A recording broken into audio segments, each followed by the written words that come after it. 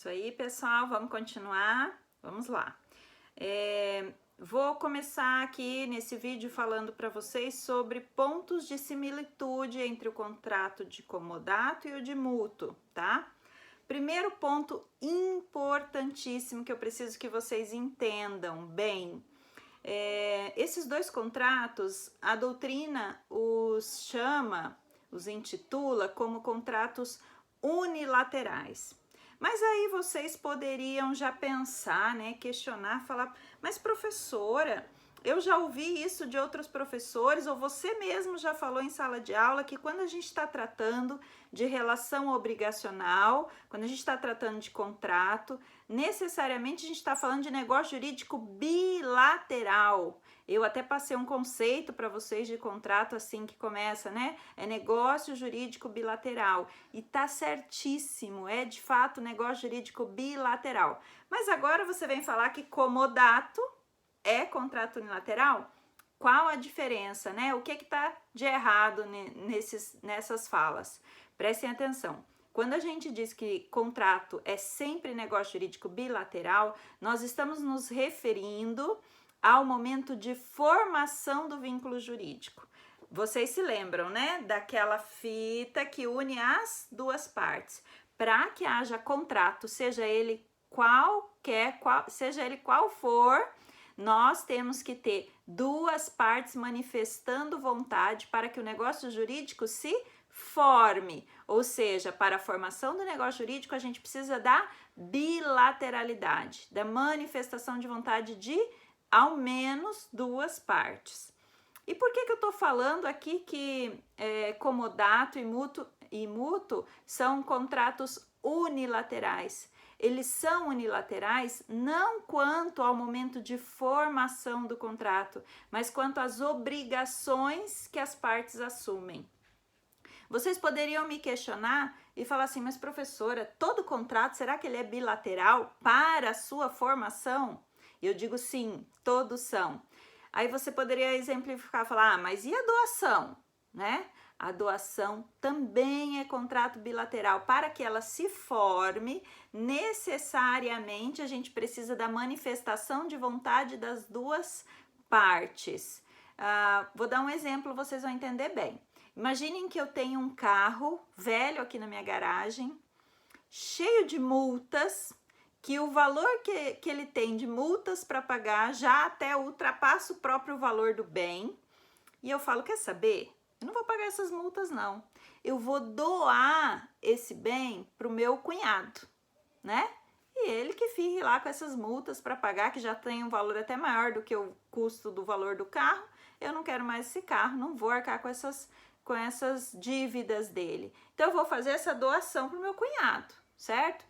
Quando eu faço essa doação, o meu cunhado pode não achar aquilo tão interessante, ou será que ele seria obrigado a aceitar aquilo? Não. Então, ele precisa manifestar vontade no sentido de dizer se aceita ou não aquela doação, né? Porque neste caso não seria tão bom assim para ele, né? Então, quando ele manifesta vontade se aceita ou não a doação, a gente está fazendo ali ou estabelecendo a bilateralidade necessária para a formação daquele contrato. Agora, depois que ele manifestou vontade, aí pode ser que só uma das partes assumam obrigações, que é o que acontece aqui no comodato, né? No comodato, só uma das partes assumem obrigações após a entrega da coisa, que nós já vamos falar sobre quais são essas obrigações, tá? Então, espero que vocês tenham entendido. Se não tiverem entendido, qual a diferença entre esse contrato bilateral que a gente diz, esse elemento da bilateralidade para nascer o contrato, para formar o contrato, e essa classificação como contrato unilateral, que aí, se você não tiver entendido, você me procura, tá bom? Pra gente conversar e esclarecer melhor, e na nossa live também a gente volta a conversar sobre isso. Mas então a gente diz que contrato de comodato e de mútuo, ambos são unilaterais. Eles são contratos reais. Você se lembra que eu já falei disso em sala também? Contrato real, aquele que se aperfeiçoa com a entrega da coisa. Lembra do depósito? Tem como eu fazer um depósito sem depositar o valor? Não. Assim também o comodato e o mútuo. Não dá para fazer comodato e mútuo sem a entrega da coisa, ou seja, ele é contrato real, só se aperfeiçoa quando há a entrega da coisa. Se eu fizer um comodato e não entregar, o máximo que eu tenho é uma promessa de comodato. E agora chama a atenção de vocês. Não estou falando aqui de direito real, eu estou falando de contrato real. Direito real é outra coisa que a gente vai estudar ao término dos contratos em espécie, tá bom? Uma outra característica importante, eles são informais. A gente não tem uma regra no Código Civil que preestabeleça uma formalidade para a celebração desses negócios. Até verbalmente a gente pode fazer. E eles são típicos? Sim, típicos, né? Já previamente previstos pelo nosso legislador civil, dos artigos 579 a 592, tá? Você deve ter aí no seu material também aqueles desenhos das pessoas que eu coloquei para você, deve estar na sua mão, né?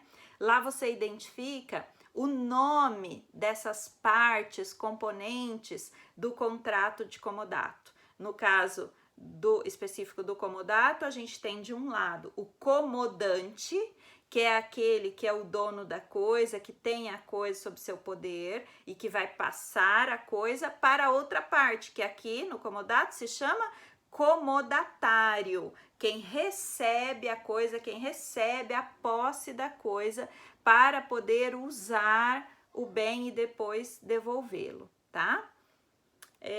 Na sequência, você tem aí no seu material aqueles elementos imprescindíveis, aqueles detalhes importantes que você deve observar para que a gente entenda mesmo o que é o comodato e quais os elementos que o caracterizam, né? Primeira coisa que está lá no seu material, que você não pode esquecer, comodato a gente faz de coisa infungível. Eu já estava dizendo um pouquinho no outro vídeo para vocês sobre isso, né? O que é a coisa infungível?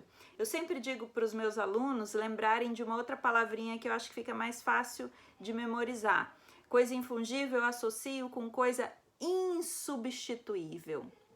Ou seja, quando eu empresto alguma coisa infungível, eu quero receber de volta aquela mesma coisa. Eu não quero uma substituição dela, eu quero aquela própria coisa. Então, por exemplo, se eu empresto o meu carro para você, quando você for me devolver, eu quero o meu carro, não um outro, certo? Aquela caixa de isopor que você emprestou lá na loja de refrigerantes e cerveja, quando você vai devolver aquela mesma caixa. É uma coisa infungível, tá? Pode ser feito para bens móveis ou para bens imóveis, né? Então, posso utilizar do comodato para bens das duas naturezas. Detalhe importante, quando a gente faz comodato, a gente está realizando um ato personalíssimo.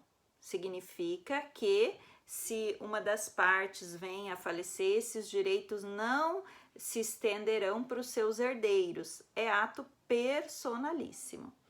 É importante observar no comodato que a pessoa que recebe a coisa emprestada gratuitamente, não sei se eu já destaquei esse ponto, o comodato e o mútuo são sempre empréstimos gratuitos.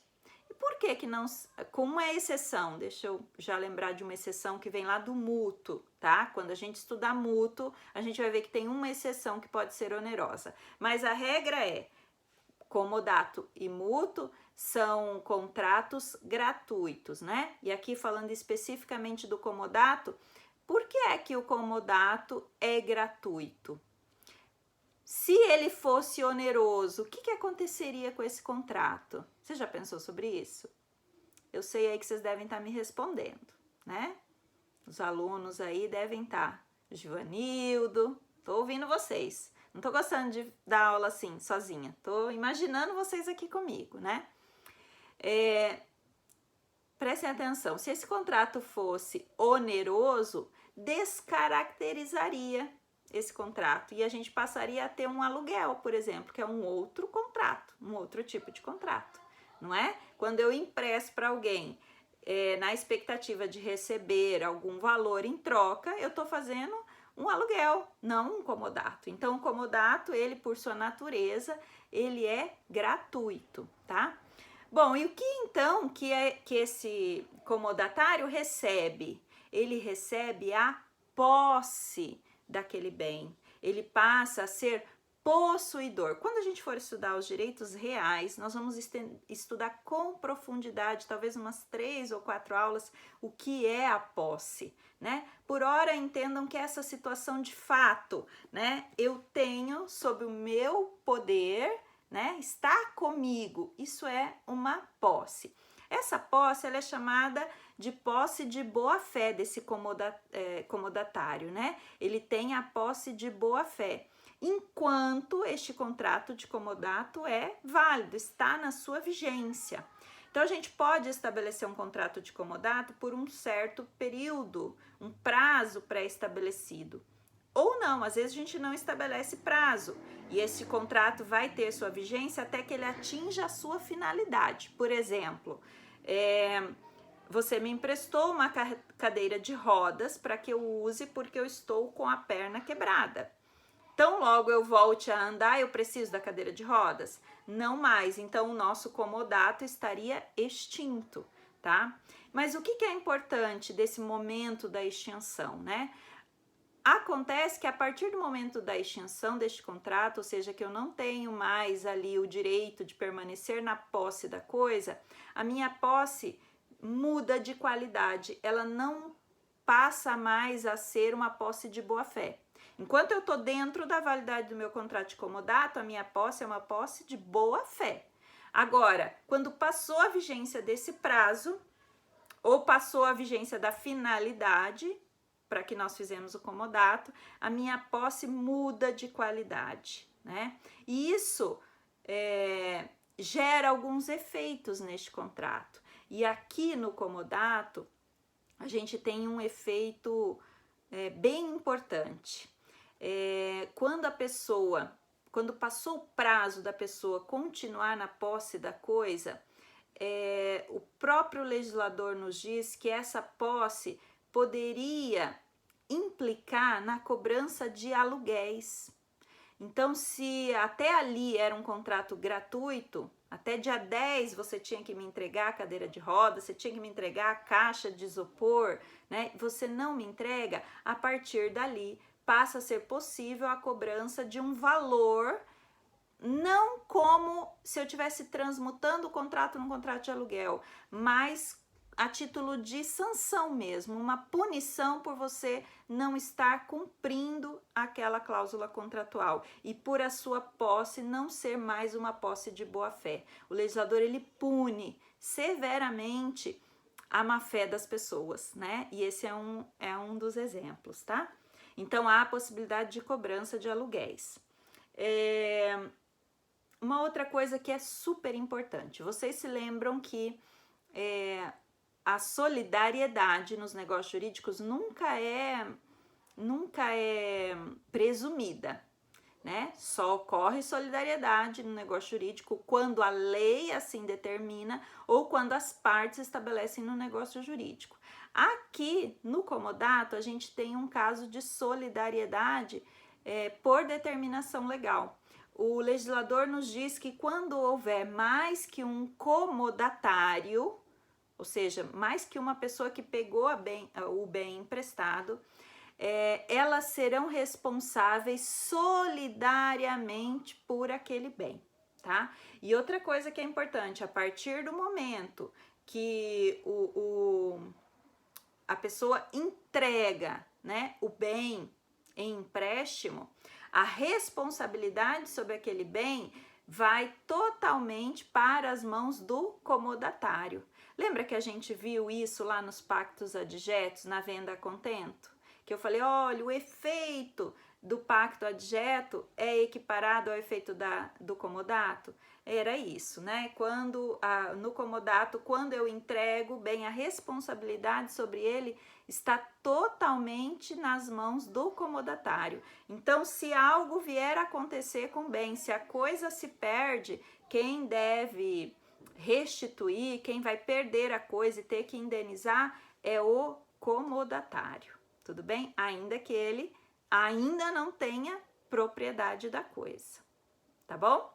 Esses são pontos bem importantes, mas há mais elementos que vocês devem estudar sobre o comodato. Mas eu imagino que com essa visão geral já seja possível você entender aqueles artigos do Código Civil e todo o restante do material que eu encaminhei para vocês, tá bom? Continuem aí os seus estudos, o próximo vídeo eu vou falar sobre mútuo. Até mais!